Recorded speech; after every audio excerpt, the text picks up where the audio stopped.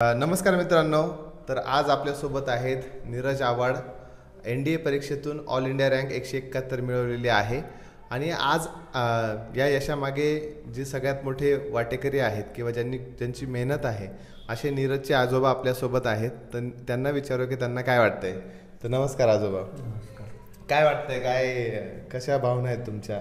आता तसं बघायला गेलं तर आमच्या घरामध्ये आमचा नातू म्हणजे 2 मुलं आणि 1 मुलगी हा सर्वात नातवंडामध्ये मोठा आहे. परंतु जेव्हा त्याचा रिझल्ट आला मला एकदम आनंद झाला.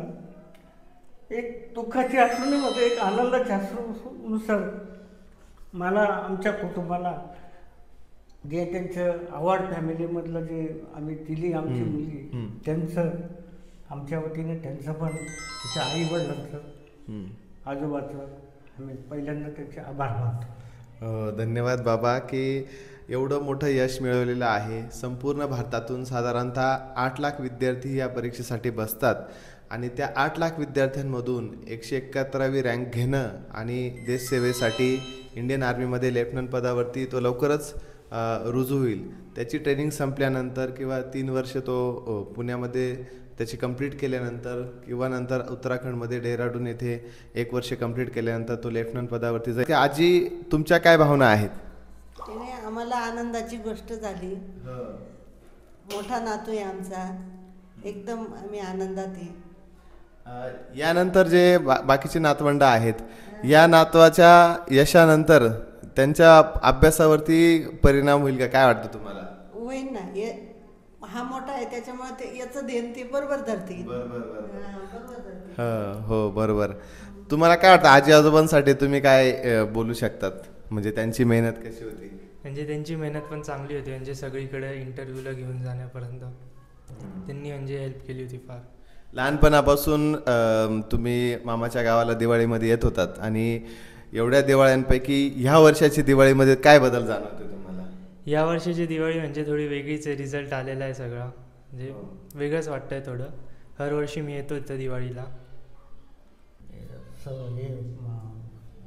NDAच्या मार्फत आमच्या घरापर्यंत आमच्या नातवाच्या रूपाने जी सेवा तुम्ही आम्हाला दिली आणि त्याचं जे हे केलं आहे आमच्या नातवाला तुमच्या ट्रेनिंगमध्ये भरघोस यश मिळण्यामध्ये तुमचा पण सर्व टीमचा त्यातल्या त्यात तुमचा तर आहेच बा. हो.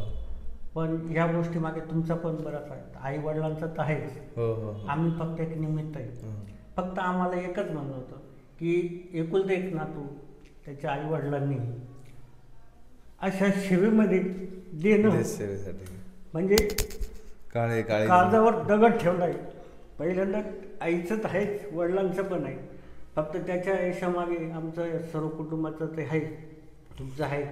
पण आज जगभरात त्याची हे जे नाव निघालं आहे एक ते त्या केवळ परिश्रमामुळे. आणि असंच त्याच्या परिश्रमातून दोन्ही कुटुंबाला तर मिळेल, पण इतर समाज असेल, गाव असेल किंवा त्यांचे कोणी नातेवाईक भाऊ बहीण असेल तर बहिणीचं पण त्याच्यामागे होणार आहे. त्याच्यामुळं फक्त एकच सांगायचं आहे की त्याच्या आईवडिलांनी अशा मुलाला घडवणं ही फार महत्त्वाचे. ज्यावेळेस त्याचा जन्म झाला म्हणजे मालेगाव नगरीमध्येच त्याचा जन्म झालेला आहे, वावळकर हॉस्पिटल. पण ज्यावेळेस त्याचा जन्म झाला त्यावेळेस म्हणजे अक्षरशः आम्हाला जो आनंद झाला होता त्यापेक्षा आता द्विगुणित आनंद कुटुंबाला झालेला आहे.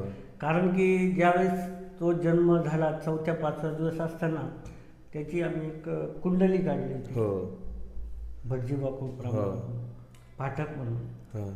आज त्या पाठकाच्या ज्या कुंडलीप्रमाणे त्याच्यामध्ये अंशतः काही बदल झालेला.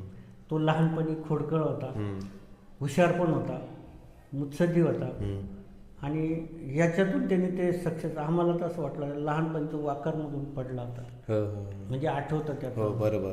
इथं थोडंसं लागलेलं आहे. ज्यावेळेस त्याच्या इंटरव्ह्यूच्या टायमाला मी सर्व गेलं म्हणजे यांनी तर परीक्षा पास केलेली आहे. बरोबर आहे. पण परीक्षा पास केल्यानंतर रिटर्नमध्ये पास झाला. रिटर्नमधून पास झाल्यानंतर जेव्हा त्याची SSBला प्रयागराजला हे झाली त्यावेळेस मी पण त्याच्याबरोबर होतो. त्यावेळेस तिथं गेल्यानंतर सर्व झालं. त्याचा जेव्हा मला फोन आला की बाबा मी पहिल्या SSBच्या 5 दिवसाच्या इंटरव्ह्यूमध्ये Qualify झालो. क्वालिफाय बरोबर. झालो. आम्ही जवळजवळ तिथं प्रायला 8-9-10 दिवस होतो हो लॉजला.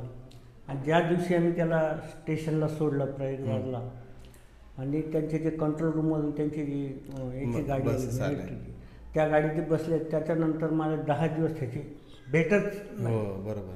पण जेव्हा त्याचा 5व्या दिवशी त्याचा रिझल्ट आला, म्हणजे मी पास झालो, म्हणजे हो. मेडिकल ग्राउंडला पास बरोबर. झालो, तर त्यावेळेस माझ्याबरोबर एक हे होता कस्टम अधिकारी उत्पादन शुल्कचे अधिकारी हो होते, चंदीगडचे हो, होते हो. चंदीगडला. बरोबर. तर त्यांचा मुलगा पण याच्याबरोबर होता. पण त्याचा जेव्हा, कारण याच्याकडचा मोबाईल नव्हता, कोणा अलाउडच राहत नाही मोबाईल. पण जेव्हा त्याने फोन केला त्याच्या वडिलांना आणि तो हा आणि एकाच बॅचला होता, मला वाटतं त्याचा 15 होता आणि याचा 19 नंबर होता.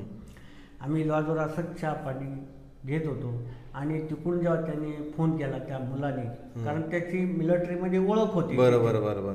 कारण जनरली पंजाब राज्याचे जवळजवळ त्या क्षेत्रामध्ये भरपूर विद्यार्थी असतात.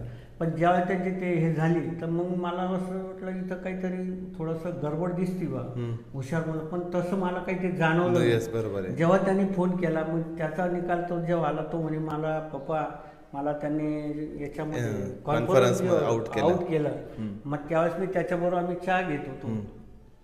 मग त्याला त्याच्या वडिलांना म्हटलं बुवा आमच्या नाताचा पोताचं काय झालं. बरोबर. मग त्यांनी विचारलं त्याच्या मुलाला.